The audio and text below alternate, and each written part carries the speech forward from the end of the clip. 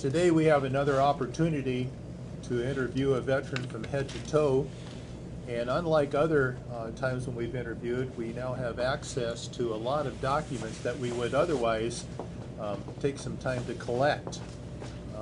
Seth Manzel served in the U.S. Army, and he's brought a number of documents with him. And first of all, we want to thank you for being here. We are part of the Veterans Advocacy Training group here, and we also want to express our appreciation for being able to meet here in Coffee Strong, which we know is dear to your heart as the founding person for this organization.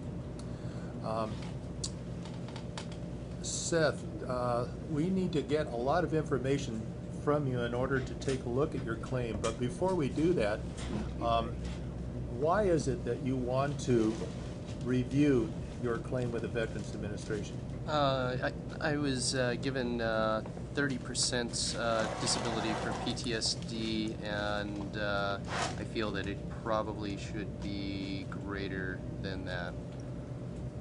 And also, there's just been, I'm a little bit worried about traumatic brain injury, because I definitely have the short-term memory issues and things associated with that. So. And was that rated before at all? No, it was not. It was not. Okay. The question: how many IEDs were you involved in? I was only involved in one small one, and then I was also, my striker was destroyed by another striker ramming into it. Okay. But you had a TBI, a possible TBI injury. Possibly. I don't know. I've never gone to the VA medical center or anything like that. I've only been only dealt with this end of things. Seth, tell us. First of all, we're going to look at your DD 214. Okay. But tell us the time of when you enlisted to the time that I know you're getting ready for the individual ready reserve exit. Yes. Thing, but yeah. Tell us the date so that we can get this down in our records. Okay. So I enlisted in. I'm sorry. So I enlisted in March of 2002, and I was enlisted for 4 years. So I got out in I think it was March of 2006. And what was your MOS or your specialty? I was 11 Bravo. I was infantry. Infantry. Okay. And when you last were on active duty, you were E5? Yes. One of the things I'm going to ask the group to do is to be sure that we can do sort of a popcorn type thing, so questions could be coming from a variety of directions as we gather information. Any one of us would be that claims agent able to help you take a look at that. We've heard so far why he wants to take a look and revisit the claim that he's had. One of the things that we've learned from Seth in interviewing veterans is that we interview them all the way from head to toe, as we said before, because though you mentioned two things, PTSD and potentially TBI, we've learned even earlier today that there's more things that we've learned in filing some information and getting information from another veteran, that there's another whole claim. And what we want to do is to go in with sufficient amount of information and filing some information there. You have your DD 214. Yes, right here. And class, why do we look at a DD 214 to begin with? Because that is pretty much a complete summary of everything that happened, his awards, separate dates, that sort of thing. Okay. I'm going to pass the DD 214 around and ask that you take a look at that. And then while that's being looked at, any of you want to ask an additional question that were just related to his service experience? Well, looking at it very quickly, I see you have a combat infantry badge. You do not have a Purple Heart? No, I do not. I was fortunate there. And you served in Iraq. Yes, from 2004 to 2005.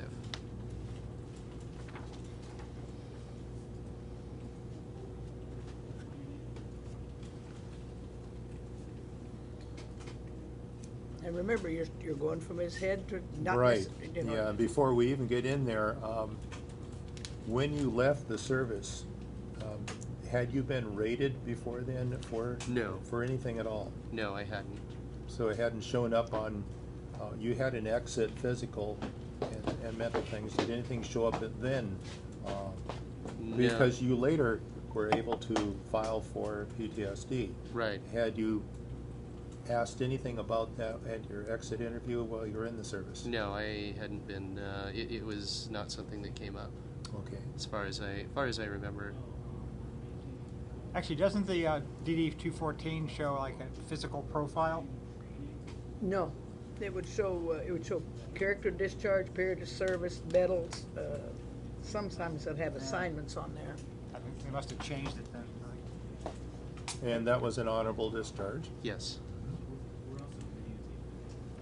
Is there anything else about the DD-214 class that you would like to ask about, or that you've seen anything that we need to look at? Harry, did you see anything on there? No. How about you, Mark? No, I was thinking, Open question. I was looking back at mine, thinking there was a physical profile on it. I mean, essentially, it seems like this is the. Well, there would be a the- re-enlistment code. Right. That's the only profile that I know of. It should be on there somewhere. Towards the bottom, I believe. Re-entry Sorry. code 1. So Oh, you he's could go primary, back. Yeah. Well, I'll keep that in mind. Yeah, there. Now it's out of your mind. Okay. One of the things that we need to do is to take a look at the records that you have, but we also need to ask you some questions, and really going down from head to toe. And you did talk about tinnitus as a problem there. Yeah. I have ringing in my ears from. Reoccurring? It's constant. Are you rated for that? I am at 10%. Okay, and, that's the only rating that's available. Yes. I was denied hearing. I have pretty substantial hearing loss, but I was denied compensation for that. Did they rated it less? Did they rated it 0? The hearing loss? Yes, they rated okay. it They 0. acknowledge the liability. Right. Okay. So should it get worse? And I imagine it has. I mean, if I'm in a loud place, women's voices are pretty much non-existent for me. If there's any kind of it's a background range. noise, yeah, and it's associated with heavy machinery, operating heavy machinery. Okay. And rating hearing and hearing things is a challenge for all of us in looking at, but that certainly is an issue there. But the 10% is an issue that we're going to be taking a look at as well. Did you say 10% or 0%? Well, it's 10% for the- tinnitus is Tinnitus. 10%, and that's not something that there's a test for. And 0 for the hearing loss. 0 for hearing. And less than 10 for the hearing Yeah. loss. And the one rating that we do have is the PTSD, and that was now 30%. When did that get rated? That was June 1st of 2006. Out of curiosity, how long did that take for you to file for that, and did you have help filing for that? I originally filed through the the American Legion. American Legion, And service organization. Right, and that was not that.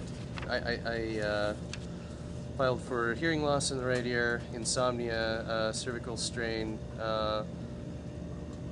retropatellar pain syndrome in the right knee, retropatellar pain syndrome in the left knee. Okay, so there are several things just in what he had filed for. Let's get those So, yeah, carefully pass marked those down around. again. Yes, You want to certainly. pass those on? That's my initial one. The ones that Did follow. they grant on those, both knees, or did they deny? They didn't. I believe they denied them. You'd have to take a look. If they, I think, yeah, they just, I think they denied actually all of that. So. They have to say so. They have Okay. to say so. So- Yeah, they just said, we determined the following conditions were not related to your military service, so service connection cannot be granted. Oh, okay. So I guess I did not get 0% on any of those, in spite of the fact that obviously they were, Right. especially the hearing loss. So this is just, this is for the That's- tendinitis? Tinnitus, yeah. Tinnitus. That was the tinnitus. That's 2006. Mm-hmm. Okay, were And- these conditions in your service medical records? Were any of them in your service medical records? Yes, the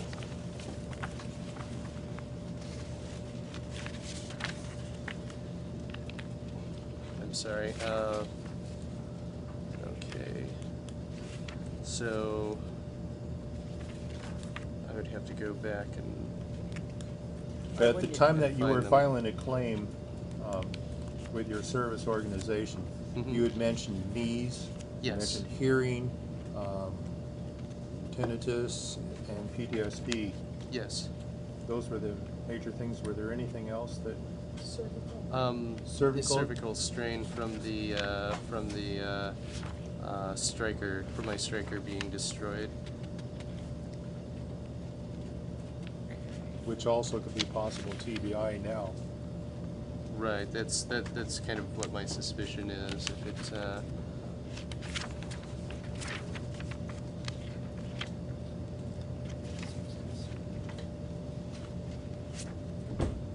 Those are his separation physicals, right? what's that? That's your separation physical. That's not your daily treatment. No, it is not my daily treatment. It should be. I believe it's in here. It may be It in was here in your somewhere. Yeah.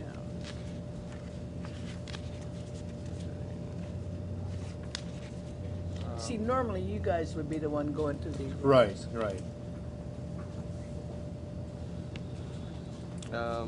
Patella. This is. I think this is True Medical Clinic. Anterior knee pain. Yeah, that is one. So he's got the, was it left or right? Or is it both of them? I think that it's. I think that this is all actually a part of that.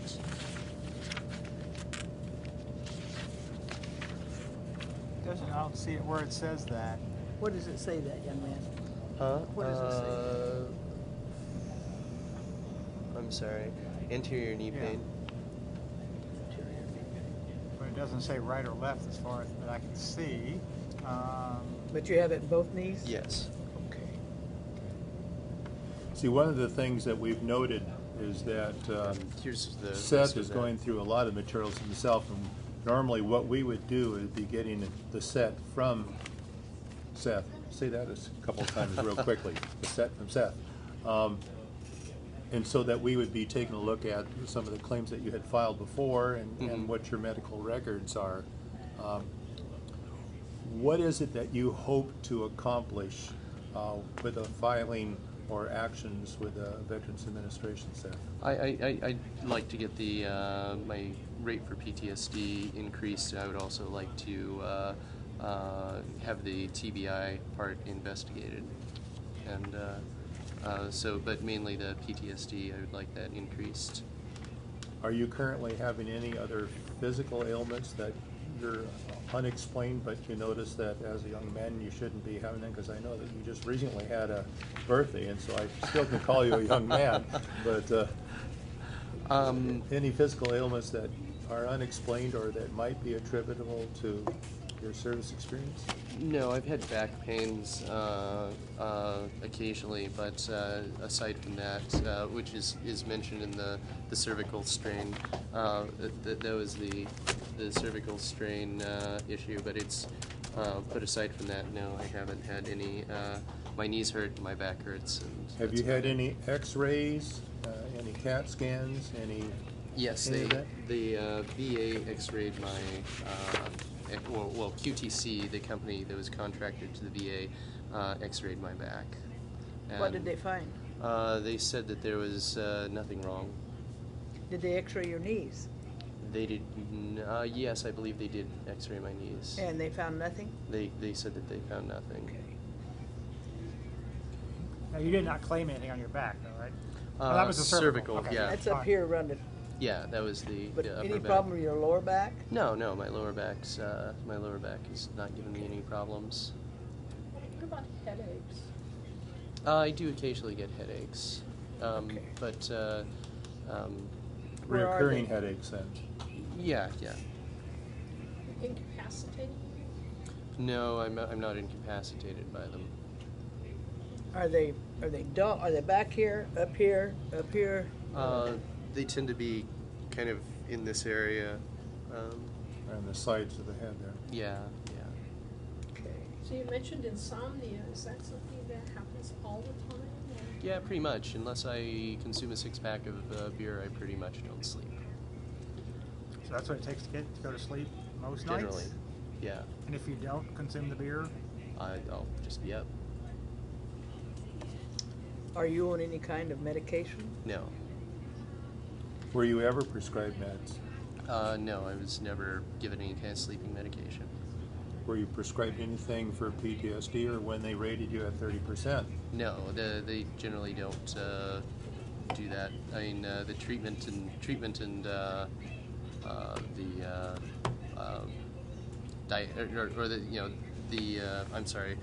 the compensation and treatment are so far removed from each other that I was seeing doctors at a private medical facility that was contracted to the VA, so they weren't interested in healing. And are you going through any type of counseling or any type of service now No. related to PTSD? No, I went to a counselor when I first got back for a little while, but no, I'm not currently. Flashbacks, nightmares. I have nightmares Intrusive pretty memories. regularly. Yeah, intrusive memories. I can only think of one time when I really had like a true blue kind of flashback, but aside from that, Once is enough, eh? yeah, that was plenty for me. But no, mainly nightmares and intrusive thoughts. Do any events, sounds, or situations here bring back memories? Or Yeah, if there's gunshots in my neighborhood or loud noises, booms, the artillery range when they're using that definitely puts me on edge. And we're very close to that artillery range here, so I can Yes. imagine how wonderful that must be for the majority of people having PTSD issues in this area. Yeah, it's a bit unsettling. Or if, for those of us from the Vietnam, every time we see helicopters flying I was over, gonna say, it just triggers. I can't not look for the helicopter. You guys, have you thought about inquiring about his shoulders, his elbows, his wrists, his hips, his knees, his feet, the arthritic type of pain? What they told me was that if the injury is reflected in the record, while the x-rays now may not show it, as he gets older, how old are you? I'm 30. Okay. As he gets older, that arthritis has a tendency to set into those injured joints. And they need to be well documented. Now, they've denied him on this early level, but should that arthritis be diagnosed at a later date, he can come in with the x-ray results and reopen the claim for those conditions. So like the knee and the back. Right, especially. But you, when you talk about like elbow and wrist, if he were to have arthritis and something in later years, could that be linked to the service if he doesn't have anything now? Doesn't have it. Well, he doesn't have anything now. The x-rays indicated Right. his back was clear and his knees are clear. But if he can establish the trauma that he experienced, if he had problems when you were when you were hit with that striker, what were you doing? Were you driving? I was driving, yes. You were driving. Mhm. You grabbed the steering wheel tight, hang Yeah. on. Because see, that could have bruised the wrist, and in fact, it could have gone all the way up to your shoulders, as I recall. And at some point in time, should you develop problems, arthritic problems in the elbows, the wrists, and the shoulders, you go back and write a statement. That's what they told me, detailing what happened, where you were, who, what, when, where, and how. Did you also keep a record of who was with you in the striker or others? I know who was in the striker with me, although they're spread to the winds. They're spread all over. Yeah, I don't know where any of them are. Most of them are in Germany, and I don't have any contact with them. You need to write those names down, however. Your service jacket that is in the National Personnel Record Center will probably have everybody that you served with in there, since you have to have them for buddy statements. Yeah, we use the term buddy statements for when people are looking for documentation. This person would say, I was there when, I saw, I heard, and those things can become corroborating documentation. I do have one friend who I'm in contact with who was in the striker with me that day. So Get a statement. Yeah. I will do And that. then have that statement notarized as well. Are you currently married? Yes. You know, I would, if I were interviewing this, I would really want to speak with his wife. Definitely. Matter of fact, one of the things I was going to say, if we were to talk with your wife, I've seen her a number of times here at Coffee Strong, what would she tell you that you are exhibiting lately, and maybe what you had earlier? What has changed since you've exited the In fact, active duty? I have a statement written by her about about my behavior since I've returned from Iraq. And you were married prior to your service? Yes. So she knows before and Right. after. Did she make the contrast, what you were like before and what you're like now? I haven't read it in a long time, and so I don't know off the top of my head what all's in there. I just pulled it out a few So moments Tracy ago. wrote this in Yes. 4/4 of 07, and that'd be one thing that we would want to look through to see, since writing that, if that needed to be updated since we're now into 2010. Could those things, are those available to be amended? Oh, yes. Oh, Yeah. yes. Oh, yes. You can write an She updated wrote that statement. in 07, but you were awarded the PTSD in 06. That was I believe it was 2007? Yeah. 2007 April. Oh, okay. No, I'm sorry. They backdated it to June 1st of 2006. I apologize. No, it was April 2007. So I misspoke there. I was looking at the wrong date on here. So yeah, They April, took it back to the date of your April 9th. discharge? Right. Okay, good. Right. Which She was- wrote that, I mean, that was not part of this decision record? Yes, it had That to was be. part of this decision. Had to be part. And they made it retroactive. Then they made the Right. compensation retroactive back to for the claim. I see. 'Cause they, And- yeah. so just looking at this claim that says we received the claim on April 9th, so that would be, that would be in time for that. Oh, so And I then guess it was August 27th. 27th. Yeah, August 27th was the award. Okay, date. now the other thing you guys should be thinking about is, now they awarded him 30% retroactive to the date of his discharge. You should be looking at the diagnostic code 9411 of the 38 CFR and see what the conditions, what the varying conditions between the 30% rating are and the 50%. The The next next rating highest up. one is 50%. So, yeah, I would, if it were me, I would be asking him, how has your condition changed since they originally rated you? What has gotten worse, kind of thing. Matter of fact, Perry, why don't you ask that question since you are... Been awful quiet over there. Well, everything I think of asking, he beats me Yeah, to. but he then- may not be there when you get your One thing I'm accreditation. curious about, Seth, when that striker hit, did you get a whiplash, Yeah, I was taken to the aid station. Although there's no record of it, I was taken to the aid station. On the doc, had them X-ray my neck, and I was given like Tylenol or something for whiplash. But that was in country, and medical records were sketchy at that point. See, I bring you back to this point. Under 38 U.S.C. 1154B, this man there need not have been any documentation. It'd be helpful Right. if it were, but it didn't have to be. If he said it happened, it happened. And he has the combat infantry badge. So. My thinking is if he's looking to increase his rating on the PTSD, those are the kinds of things you want to focus on. Is what happened? Did were you unconscious at all? No, I didn't lose consciousness. I mean, I was As far as you definitely know. I was definitely dazed. Out of this, everyone in the striker, I was the best off. People had one man had his femur broken, and I mean, people were.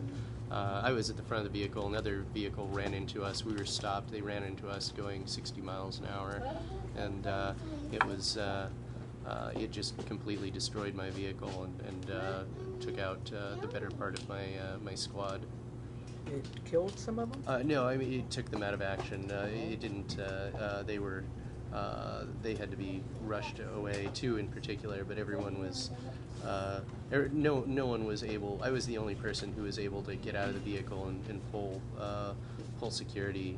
Everyone else was so incapacitated that. Or engaged in helping people free themselves from the vehicle. Had you been in combat when this occurred? Or were you under fire at the time? No, we were not under fire at the time. So you were just... So from that incident, though, is that when your sleep pattern changed? My sleep pattern changed pretty much right when I got into Iraq. I mean, shortly after I got to Iraq, I just stopped sleeping regularly. So what happens when you don't self-medicate with beer? I won't sleep. For how long? I can just be up all day for, I might... 2 or 3 days? Yeah, I mean, I'll take little naps here and there, but I mean, I'll just be a zombie, walking around without sleeping. Sleep deprivation But you're not is receiving terrible. any kind of treatment now? No. No. Well, I've never gone to the VA, so I've never... Well, here in the state of Washington, Mhm. we're one of the few states, state of Washington is one of the few states that has post-traumatic stress counselors strategically located here in Washington at no charge to the veteran. You can seek them out and you'll have the same counselor all the time. It's consistent counseling. I recommend you take a hard look at it. It's 782 5283 360 7825. I'll have to Okay. write that down. Well, anyway, it's at Washington I- State Department of Veterans Oh Affairs. yeah, I know we put out their literature here. I went to a counselor for a short time when I first returned, but it wasn't terribly don't- productive. So Well, but you're saying now your condition has worsened, yeah, I think so. I mean, or you don't think they properly rated it? No, I think it just wasn't properly rated. I mean, I don't think I've gotten a whole lot worse, but I mean, it definitely is. See, the appeal period was 1 year after the rating date to appeal it. Okay. So now Now you we have to take a look at aggravation. Now you would and- reopen the claim? You would reopen the claim, saying that my condition is bad. I don't think it was appropriately rated in the beginning, but I didn't meet the deadline for the appeal, but my condition is bad. And then give them some examples. So reopening the claim would be saying, providing additional information based on what he's described to us today. Right. And this is where a counselor would come in handy, Mm-hmm. a PTSD counselor. Okay.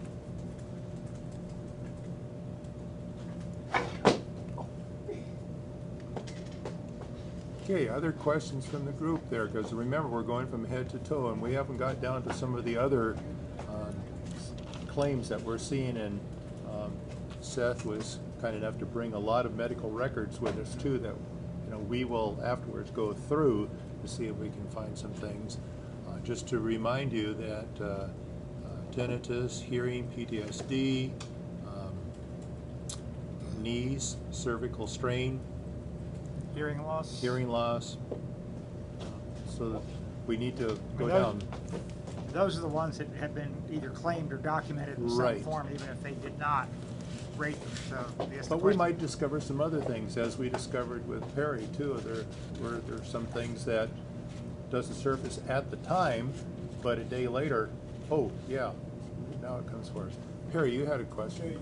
they've rated you at 10% for the ringing in your ears, Yes. but yet for hearing loss, they're saying it's not service connected. Well, no, they Right. didn't. No, they Or- gave him a 0 rating. No? No, I You were misspoke. denied? I was. It said that it was not service connected, and so Yeah, which On is the right ear, what about the left ear? I never put in a claim for the left ear.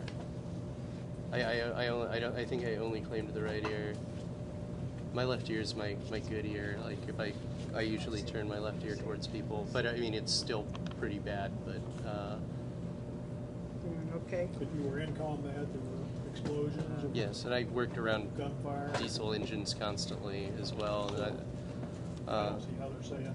Diesel engines and M50s. Well, is, let's if I go remember. back So to- actually, you just brought something up, which is if you worked around diesel engines, were you exposed to exhaust and fumes? yes. Breathing So- problems. Yeah, I was assessed for asthma while I was by the VA, and they denied it. So they said it wasn't. But it wasn't on the claim. It was just the doctor said, "Why don't you?" She said, "Why don't you take an asthma test?" And so, You but didn't have asthma, they but said you I do didn't have have breathing asthma. problems. No, I don't That's- have.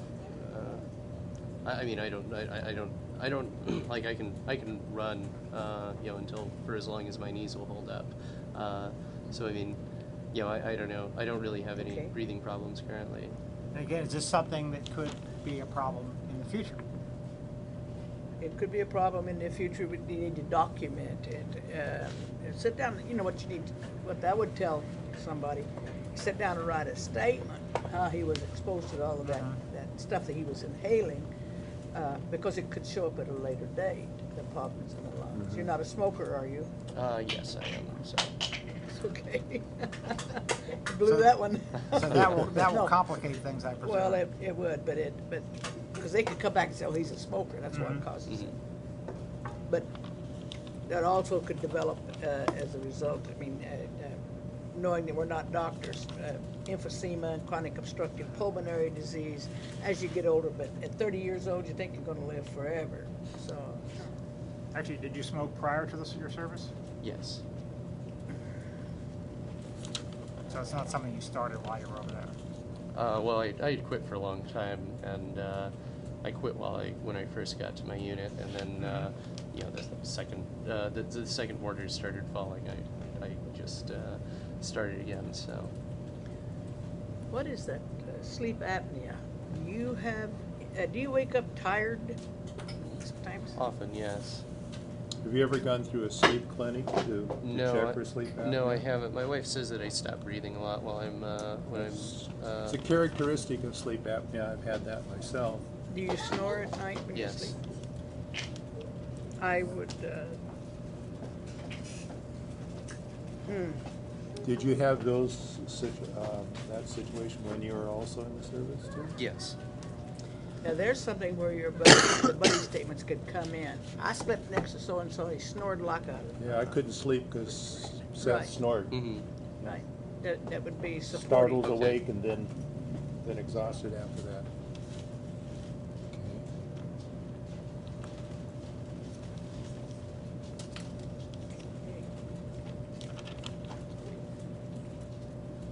Knees and cervical strain. We haven't got to that, so why don't some of you enter in some of the questions so that we can determine how did that happen, and The cervical strain, you got that when you were rear-ended from the other vehicle? Yes. Yeah.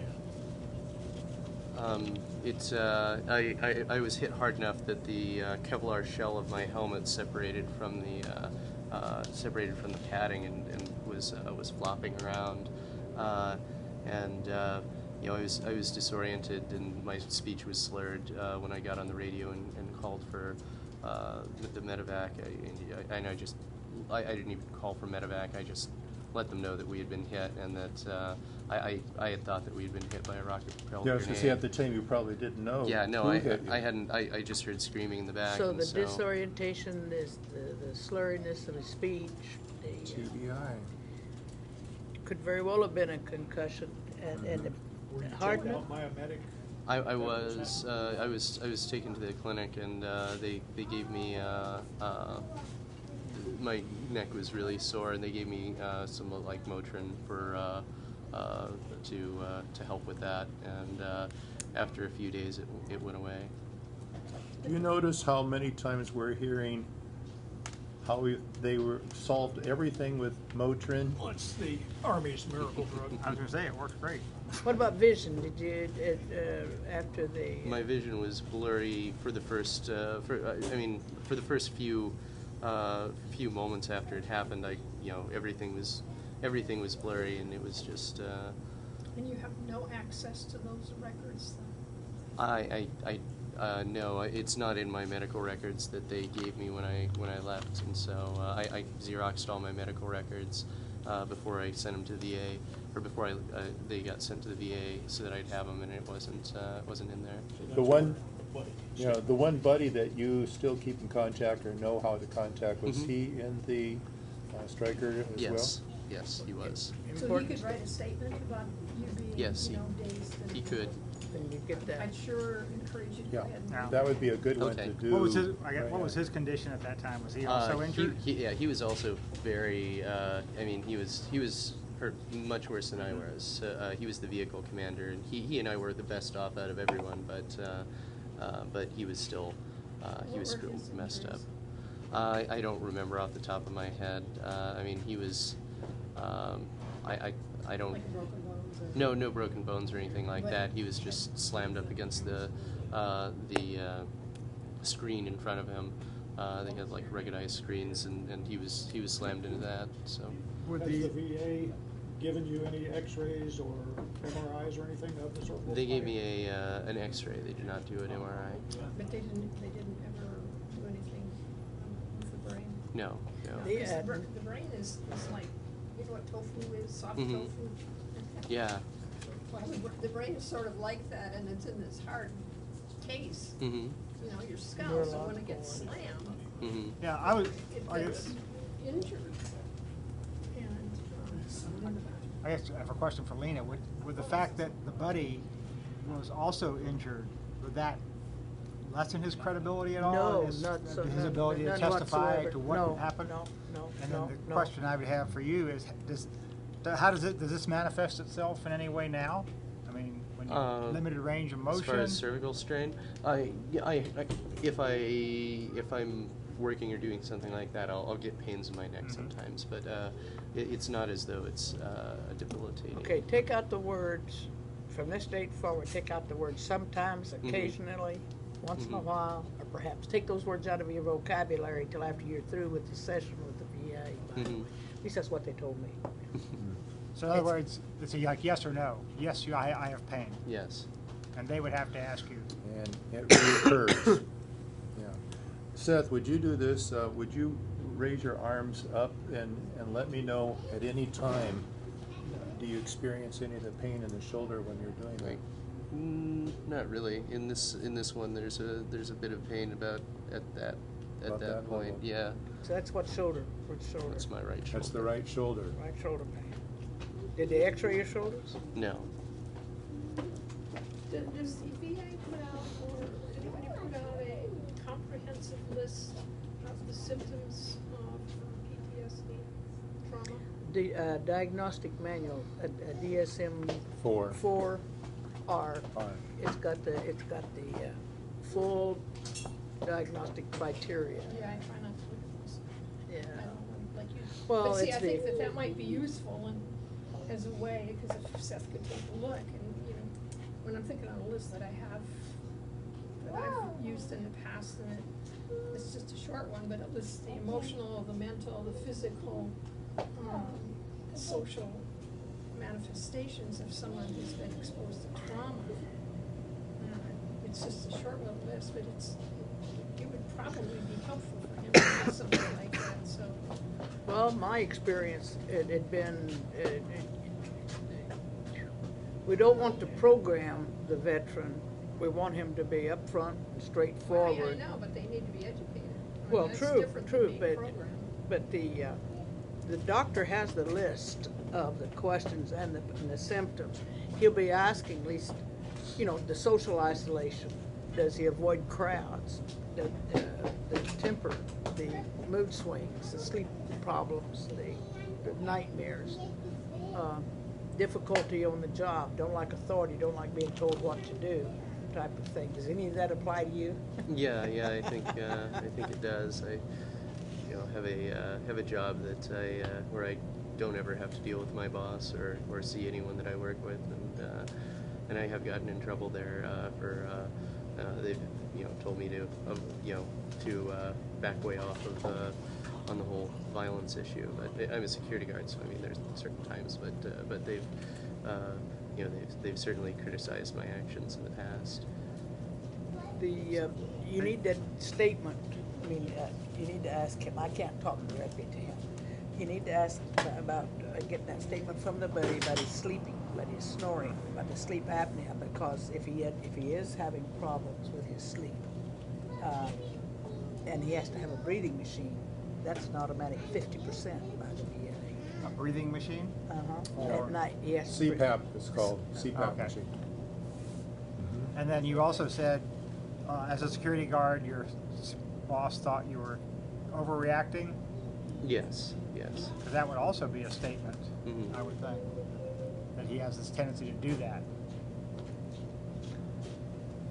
Well, let's see, where's the thing? I know you told a story once long ago about thinking you would want to pull a gun on somebody that cut you off in traffic. It wasn't someone who cut me off. It was someone just way up ahead making a U-turn, and I had assumed that it was an ambush of some sort, and so I, drew my Right. pistol, and my wife had to slap me and say, "There's, you're not in Iraq." So Right. So none of that. it wasn't like a road rage kind of thing. It was Okay. it was right when Reaction I of had being gotten back in back, Iraq. and I, saw if that happened in Iraq. I mean, it would obviously they were trying to stop us for an ambush, so that was just my automatic reaction. Now, was that part of the information that went into your PTSD claim? That kind of I thing? believe so. Yeah. That would be good to take a look at the claim just to see exactly what has gone into it from what Yeah. we're learning today too, and what we're learning from Tracy, his wife, in addition. Have you ever gotten a copy of your VA medical records? No, I haven't. Well, you need to make a record. You need to make him a list because he needs to get his VA Yeah. claims folder. VA claims file. Yeah, which would include the service medical records and the examination. So the VA folder would duplicate some of what we're seeing. Correct. Now, you're currently rated at 30%, right? That means occupational and social impairment with occasional decrease in work efficiency and intermittent periods of inability to perform occupational tasks, although generally functioning satisfactorily with routine behavior, self-care, and conversation mood, anxiety, suspiciousness, panic attacks, weekly or less often, chronic sleep impairment, mild memory loss such as forgetting names, directions, recent dates. That's the 30% one. The 50% rating, which would be the next higher. Occupational and social impairment. It always starts with that, by the way. With reduced reliability and productivity due to such symptoms as flattened affect, circumstantial, circumambulatory, whatever that is, stereotype speech, panic attacks more than once a week, difficulty in understanding complex commands, impairment of short and long-term memory, e.g., retention of only highly learned material, forgetting to complete tasks, impaired judgment, impaired abstract thinking, disturbances of motivation and mood, difficulty in establishing and maintaining effective work and social relationships. That's 50%. Mm-hmm. So if you think you fit in that category, you could look that up on the computer, Yeah. by the way. Okay. So how do they rate that? You have to have all of them, or on a scale of 1 to 10 in severity, for example? I mean, how does that get rated? I don't know. They have that. Depends on what side of the bed they got out of that morning, I think. They have a global assessment to score where they ask you a series of questions, and then they score all these questions. And based on that score, What is normal on the score, So you, the GAF score? for a normal person would be like 100. The lower the score, the worse you are. I believe that's. So if they're asked, they will ask you questions.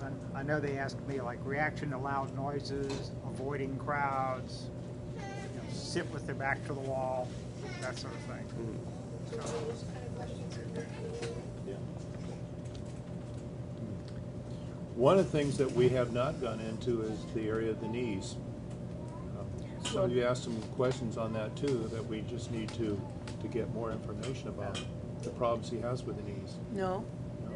Now, basically, what he has been denied for his knee problem, although the service medical records show the problems with the knees. Correct. They x-rayed his knees. There's nothing there. There's no arthritis. But that doesn't mean at some future date that arthritis won't show up in his knees. When it does, then he refiles. So unlike like PTSD, you can refile because you think it was wrongly rated. The knees, you can't make that claim at this point. You have to have new material evidence to reopen the knees. But even his PTSD claim, it's going to help him if he's receiving counseling. That's true. If you haven't done anything showing there's a problem or worsened problem, A lot of the guys just say they lived with it. They didn't want to be in the crowd, Yeah. You're in a support group. They don't want to be around people like that. Some of them are just totally socially isolated. yeah. Perry, you participate in a Veterans PTSD group. Would you tell us a little bit about it? Because I don't think you've been part of a Veterans PTSD group, have you? No. Okay. It's not out at American Lake. It's through the Vet Center, which is part of the VA, but it's not part of the VA. It's funded by the VA, but they don't have access to your records. Yeah. And in the classroom, you have a counselor to help guide the session, but you're in the room with a bunch of other veterans that have the same problem you have. And I think depending on the counselor, the one I have works with us, because when we meet, he has us check in and say, how we're doing and as far as problems and all. But we find that each one of us in there has similar problems at similar times, depending on the time of year or something. Problems with the wife, problems with kids, friends, job, any of it. Okay. And it just helps to be able to sit down with other guys and talk about your problems. And you gain a trust, amongst each other there. And that helps a lot, is to have somebody that you can relate with. And that knows what you've been through. Not just a one-on-one counselor trying to tell you, well, this is what it should be. Right. A lot of those counselors that have never been in the military, never been in combat and all that, and we put up a wall because they don't know where we're coming from. Right. So if you can meet with guys that do know where you're coming from, I think that helps a lot. Well, yeah, I'll definitely look into there. I've been to the Vet Center there in Tacoma before. Yeah, down on Center. Yeah. And I do attend that weekly. Any other questions that we have? Because then we can take the information that Seth has provided for us and start working to put together a renewed claim on this one too. Well, bear in mind now, you don't need, although a Form 21-4138 is nothing but a blank form with lines on it. You don't need that. You can just do it in letter form. Yeah, the informal. But it's not informal. You're writing. You don't have to. When you say informal, I meant the letter. The not letter a is form. not informal. If you're opening a claim, you don't have. There's not going to be any VA forms following. That's what I meant. So is that what? Well, it's Yeah, not that's what I informal meant. then. Okay. You could write it on a piece of toilet paper. It's an official document. It is an official document with your name and social security number on it. So when you do that, say, I want to reopen this claim for this reason, that's Right. all you need to provide and no documentation? No, on the PTSD, I feel like, number one, I wasn't rated properly in the beginning, although the appeal period is passed, I'm aware of that, but my condition is much worse, and I'd like to be reevaluated. then drop down a little bit, paragraph, I want to amend my claim for the conditions not previously rated. But if that's the case, he's been out 4 years and he's gonna have to have medical documentation. The sleep apnea, you get that buddy statement, that's what, they'll want proof. If you want to amend your claim if you want him to amend his claim for sleep apnea. So that can't come from my wife, it needs to be from It's someone? from the wife too. Oh, okay, The more evidence the veteran has, the better substantiated the claim is. All that goes in with the letter. All that should go in with the letter. I want to amend the claim for sleep apnea.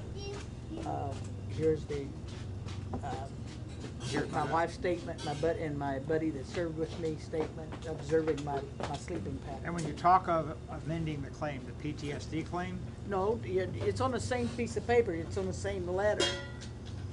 You can write 2 different letters if you want. okay, but I mean, he's asking for Reopen the PTSD. The service-connected condition. And I also wish to make a claim for this I want to additional amend my condition. claim for To the include additional. this- Yeah. Okay. Lena, Same with hearing. No, they've already denied it. okay, Lena, as a former benefits specialist and now as a trainer for this class, Assistant. What did we miss? What kind of things should have we asked, or what additional information do we need from this veteran? Well, I was talking to Mark about the TBI and that he should amend his claim for to include and a neurological workup. He needs a complete, thorough neurological workup because sometimes an X-ray won't show the neurological damage. It'd have to be an MRI or something like that to see if there's any residuals of the IED explosion and the rear ending of the striker. But I think you guys did a great job. You covered it real well.